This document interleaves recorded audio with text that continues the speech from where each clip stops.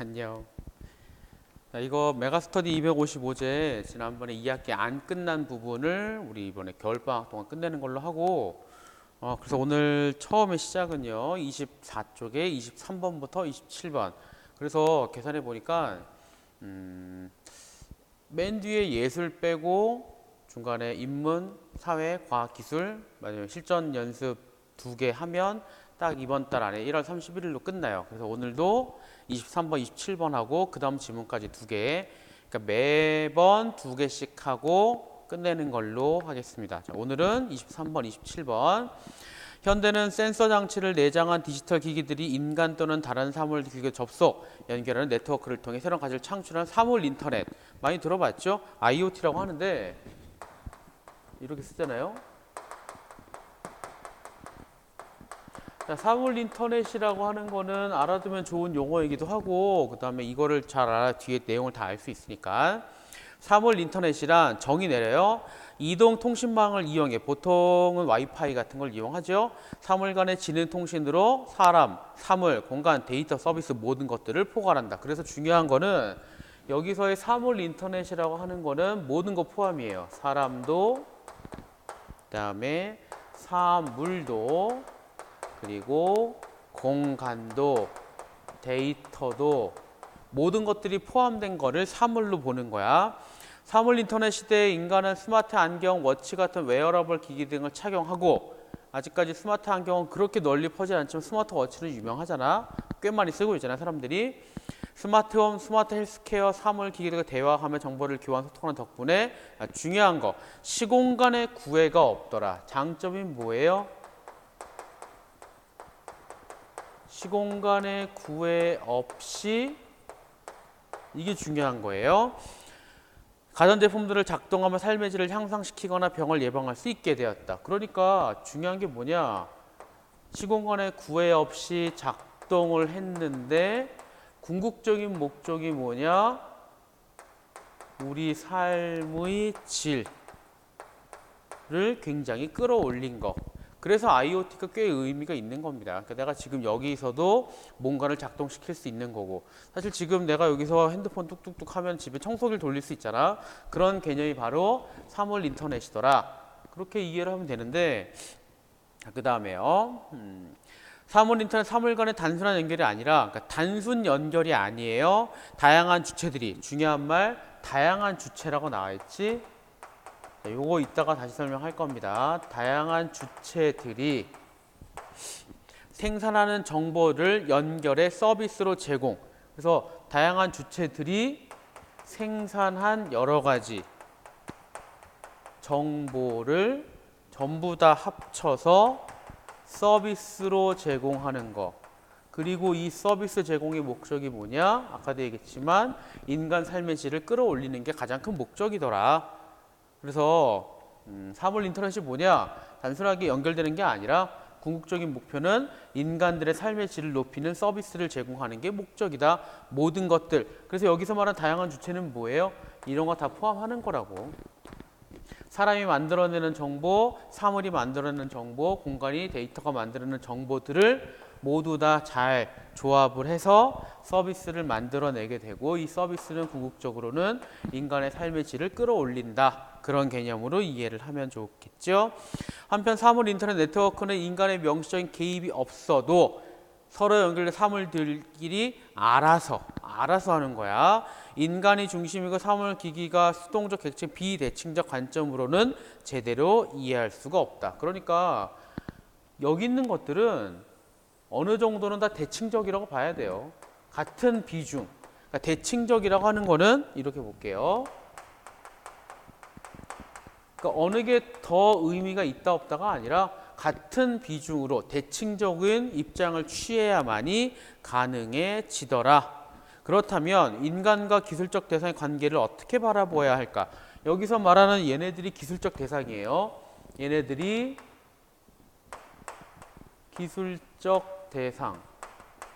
이게 인간. 그럼 이게 관계를 어떻게 관계 형성을 해야 되느냐? 그래서 셋이 나와요. 첫 번째는 심홍동.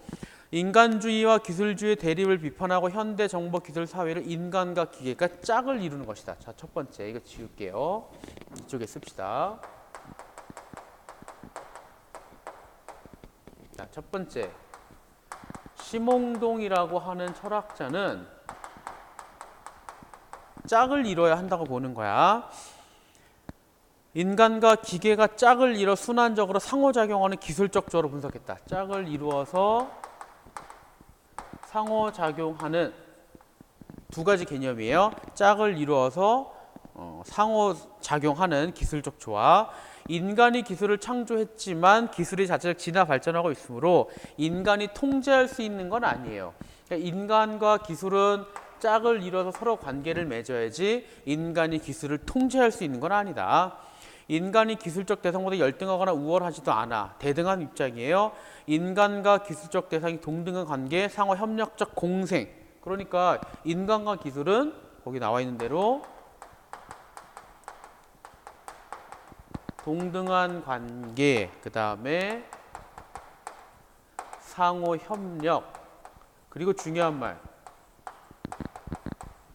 공생이죠. 공생. 함께 살아가야 할 것이다. 과학인문학자 라투르는요. 두 번째는 라투르입니다. 이렇게 여러 명 나오면은 차이점 같은 거 보면 좋아. 그래서 몇 개 쓰고 있는 거예요. 사회를 네트워크 흡사한 것으로 보았다. 이미 구축된 기술 네트워크나 사회 네트워크 아닌 인간과 비인간 사이에 형성되는 네트워크에 주목하여 행위자 네트워크 이론을 주장하였다. 여기서 행위자는 모든 겁니다. 그러니까 여기들이 다 이게 다 행위자들이야. 사람도 행위자, 사물도 공간도 데이터도 행위자인데 라투르가 강조하는 건 뭐예요? 행위자 네트워크. 그럼 여기도 마찬가지로 대등한 입장으로 보는 게 맞다고. 동등한 관계고 여기도 대등한 거야. 계속 봐요. 인간은 비인간적 행위자를 자신의 목적에 맞게 변화시키지만 비인간적 행위자도 인간에게 영향을 준다. 인간의 행동이나 생활 양식을 바꿔놓기 때문에 인간 삶은 동등, 대칭적으로 다뤄야 한다고 주장하였다. 그러니까 여기도 뭐예요? 동등하고 대칭적인 관계를 이야기한다고.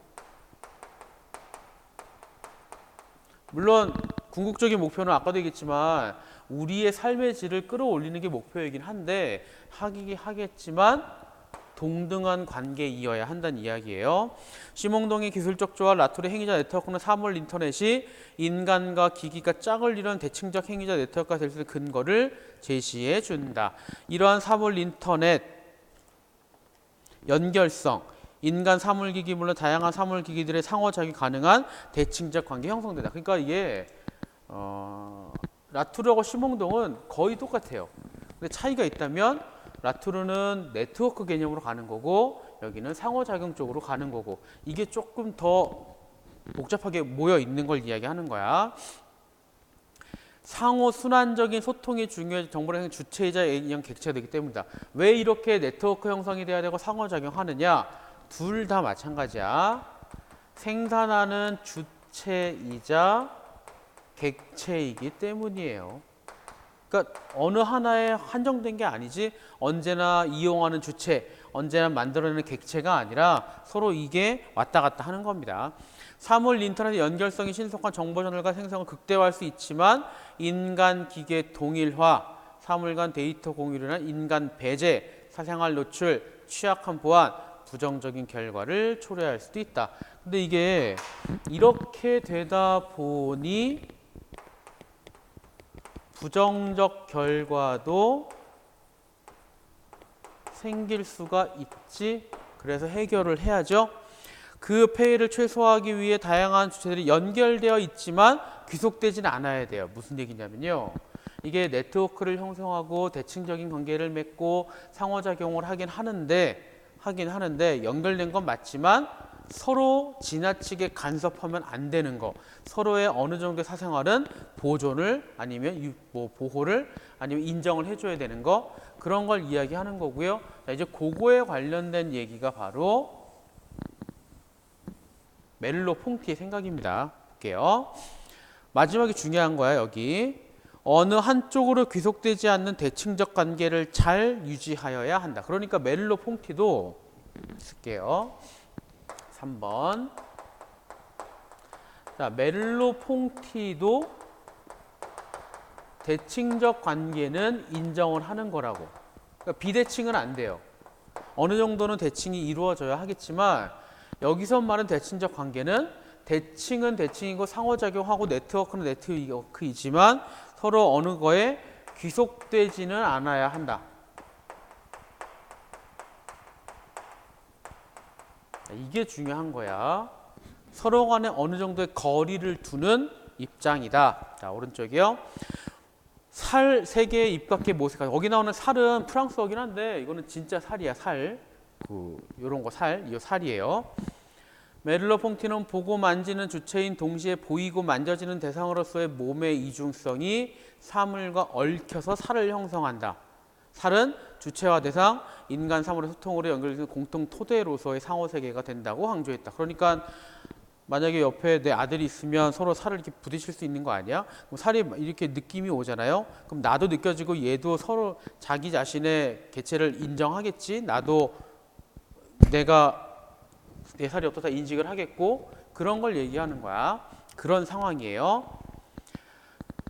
마치 아이와 엄마가 서로의 몸을 만질 때 손의 움직임에 따라 상대의 몸이 살의 느낌을 얻는 것 같다. 그러니까 안 만져지면 느낌이 없을 거야. 안 만져지면 이 사람은 나랑 관계가 없는 사람이 될 거야. 나와 타자, 다른 사람 사이에 발생한 세계는 온전히 내 것도 아니고 타자만의 것도 아니고 경험이 중첩되어 있는 상호 세계이기 때문에 그래야만 소통할 수 있다. 이런 이야기를 볼게요. 사람의 손이 이렇게 있고 손이 이렇게 있다. 근데 만약에 만지지 않는다. 그러면 살을 느낄 수가 없다. 그러면 상호 관계가 아니야. 그래서 서로 만졌다. 그럼 이거는 이 사람의 경험이기도 하고 이 사람의 경험이기도 하고 동시에 경험이기도 하고 그걸 얘기하는 겁니다. 그러니까 어느 정도 중첩이 생길 수도 있고 대칭적인 관계이기도 하고, 근데 미리 얘기하면 그렇다고 여기 있는 A라는 사람이 B라는 사람의 모든 것을 알 수 있는 건 아니에요. B 마찬가지로 A의 모든 것을 알 수 있는 것도 아니지. 그런 개념. 그러니까 어느 정도 귀속되진 않아. 그래서 이게 뚝 떨어지면 뭐 이 사람 거는 내가 모르겠지만 다시 다른 사람한테서 붙으면 또 요 살을 느낄 수 있을 거 아닙니까? 그런 걸 얘기하는 거야. 계속 봐요. 빛이 그림자를 통해 드러나듯 나는 타자를 통해 비로소 내가 됨으로 분리될 수 없는 한 몸이다. 그래, 서로 이렇게 되어야만이 서로를 나를 인정할 수 있고, 또 이쪽이 또 누구 있을 거 아닙니까? 이렇게 돼 있고 이런 식으로. 그러면 요런 4명 사이에서의 나를 내가 인식을 하겠지. B도 마찬가지예요. 이렇게 있고 이렇게 있고, 물론 이게 더 있겠지만 요런 4명 사이에서 자기를 인식하겠지. 이런 걸 얘기한다고. 분리될 수가 없고 그렇다고 안에 있는 뭔가를 알 수 있는 것도 아니고. 그러나 서로 한 몸이 된다 하더라도 거리가 있는데, 중요한 말 나왔죠. 멜로퐁티 개념 중에 하나의 핵심은요, 거리야, 거리. 이게 중요한 거예요. 거리가 있는데 이를 틈이라고 했다. 이걸 틈. 살의 상호 교차는 여러 하나로 연결해 상호 사계를 형성하지만 각 존재들 사이의 틈은 다양한 존재들이 동일화되는 것을 막는다. 그러니까 이게 아까는 완전 붙였지만 지금 틈이 개념을 확인합시다. 이렇게 틈이 있다고 볼게요. 하나 이렇게 1mm, 1mm, 1mm. 그래서 느낌은 오는데 완벽하게 얘가 나한테 넘어오진 않아요. 그러니까 얘 거를 내가 똑같이 이어받을 수는 없는 거야. 그래서 이 틈이 뭘 하느냐? 동일시를 방지해 주는 것이다.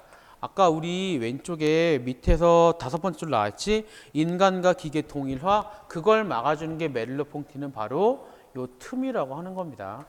요 틈이 있기 때문에 그래도 너와 내가 다른 거고, 하지만 붙어 있으니까 너와 내가 네트워크를 이루어서 대칭적 관계를 이루는 거고, 인간의 몸과 디지털 기기들이 하나의 시스템으로 연결되는 인터넷 연결망의 상호를 형성하더라도 틈으로 인해서 인간과 자연이 기계 장치로 바뀌지는 않아요. 인간이 곧 기계는 아니야. 멜로퐁티 이론은 사물 인터넷에서 몸과 디지털 기기 주체, 객체, 자연인공, 인간 분리를 넘어서 상호 순환적 왔다 갔다 해요. 그런 동시에 고유한 존재 영역을 이루는 틈, 즉 거리의 필요성을 깨닫게 해준다. 그러니까 우리한테 중요한 거는 이건 맞아요. 맞는데 이러면서도 이게 필요하다. 이게 왜 필요하냐? 그래야 동일시가 되지 않고 귀속되지도 않기 때문이더라. 알겠죠? 자, 23번. 윗글에 대한 설명은 1번은 뭐 전문가 견해 없고요. 비판적 성찰 같은 거, 논란 같은 거 없고, 통시적 도래 과정 다 없고, 다양한 일은 비교 아니고요. 5번 철학적, 맞지? 철학자, 과학인문학자, 철학자. 23번, 4번, 5번. 24번. 윗글을 바탕으로 추론한 거 가장 적절한 거는 5번 볼게요. 나머지는 뭐 뻔한 얘기고, 사물 인터넷에서 사물 기기는 인간 또는 다른 사물 대칭적 관계 상호작용한다. 그러니까 지금 봐. 얘도 짝, 대칭적. 여기도 대칭적. 공통점은 대칭적. 5번. 25번. 눈이 많이 온 새벽 자동차가 날씨를 스스로 감지, 스마트폰으로 전송한다. A씨에 있는 것들은 알아서 집안일을 시작하고요. 주치의로부터 여러 가지 진료를 받고 자동으로 전등이 꺼지고 자동으로 주차 위치를 전송해 준다. 1번. 이거를 해킹하면 사생활이 낱낱이 노출되겠지. 맞죠? 2번. 자동차가 날씨를 감지하는 거 지능통신, IoT. 3번. 서로 연결되어 있으면 이게 사물 인터넷 특징 맞죠? 4번. 건강 상태를 체크해 의사 컴퓨터에 저장하는 과정은 그래 알아서 하는 겁니다. 인간의 통제에 의해서 작동하는 게 아니라 인터넷 사물들이 알아서 하는 거야. 그래서 4번이에요. 마지막은 네트워킹 결과 넘어갈게요. 자, 26번. 기억 디귿의 관점. 기억이 심홍동, 라투스, 메를로퐁티. 결국에 여기는 26번이 가장 중요한 문제가 되는 거고요. 이 글의 핵심을 잘 파악하면 풀 수 있는 문제가 바로 26번. 인간과 사물이 동등 대칭적인 관계. 둘 다지? 1번 틀렸죠? 2번. 자체적으로 진화한다? 그런 거 없고요. 우월하다고 본다? 누가 우월하다 얘기 아무도 안 했지? 3번. 디귿은 기억, 니은의 견해 한 걸음 더 나아가서 거리를 둬야 한다. 가장 중요한 게 3번 맞고요. 몸의 이중성 같은 경우는 메를로퐁티가 얘기한 거니까 4번도 틀렸고, 셋 다 모든 사물 기기는 능동적 주체이겠지. 아까 어디 여기 있다. 주체이자 객체라 그랬죠. 5번도 틀렸고요. 자, 27번. 27번 이거는 뭐 각자 풀어보도록 합시다. 넘어갈게요. 어휘 문제는 각자 하기.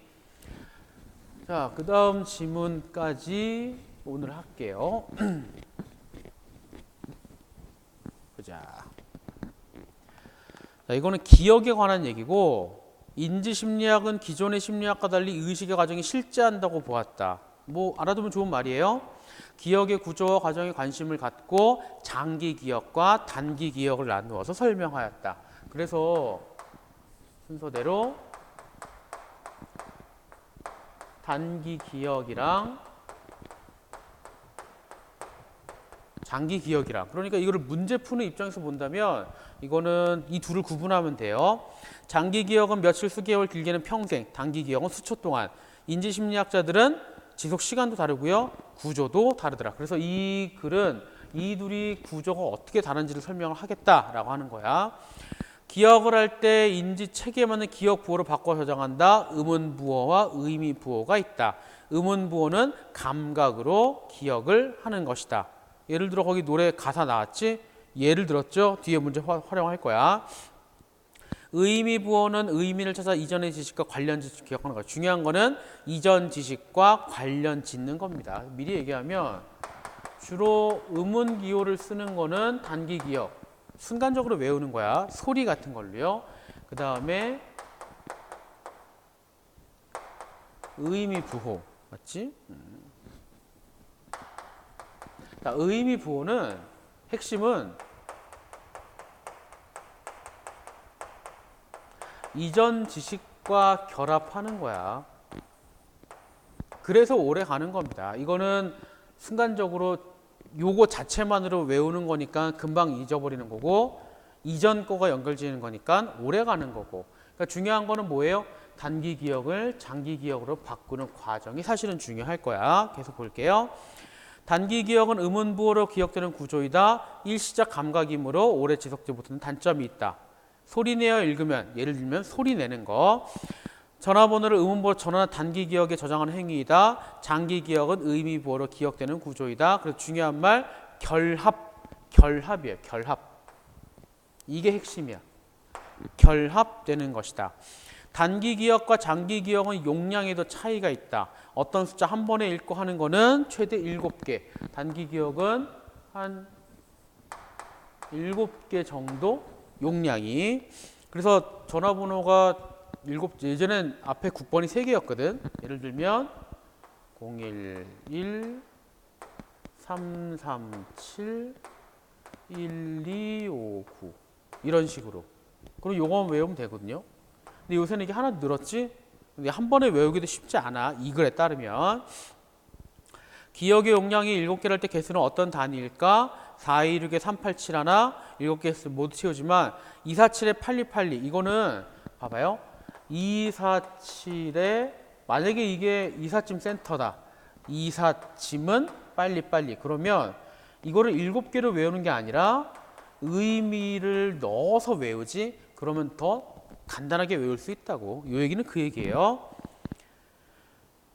이처럼 사전에 익숙한 의미를 묶어서 기억하면 묶으면 새로운 단위가 되는데 이를 기억 단위라고 한다. 장기 기억은 기억 단위 시간을 두고 반복 사용을 안정화시킨 것으로 용량은 거의 무제한이라고 한다. 거의 무제한이에요. 만일 기억 단위가 안정되지 못한 기억 내용은 장기 기억으로 못하지 넘어가지 못하고 망각된다. 그러니까 단기 기억을 장기 기억으로 보낼 때 핵심은 기억 단위의 안정화라고.